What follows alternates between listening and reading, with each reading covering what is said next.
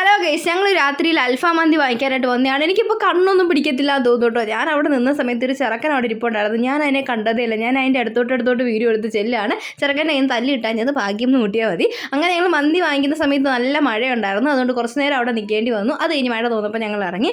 Layer ഐബ എന്ന് പറഞ്ഞ് നമ്മുടെ പുതിയ കാവിലുള്ള ഹോട്ടലിൽ നിന്നാണ് കേട്ടോ നമ്മൾ വാങ്ങിച്ചത്. അവിടുത്തെ എനിക്ക് ഭയങ്കര ഇഷ്ടമാണ് അവിടുത്തെ ഫുഡ്. മന്തി ആണെങ്കിലും ഷർമ ആണെങ്കിലും എല്ലാം എനിക്ക് ഭയങ്കര ഫേവറേറ്റ് ആണ്. അങ്ങനെ നമ്മളൊരു ക്വാർട്ടർ മന്തിയും പിന്നെ ഒരു അൽഫാമുമാണ് വാങ്ങിച്ചത്. അപ്പോൾ ഞങ്ങൾ 3 പേരാണ്. അണ്ണൻ വേറെ ഫുഡൊക്കെ കഴിച്ചായിരുന്നു.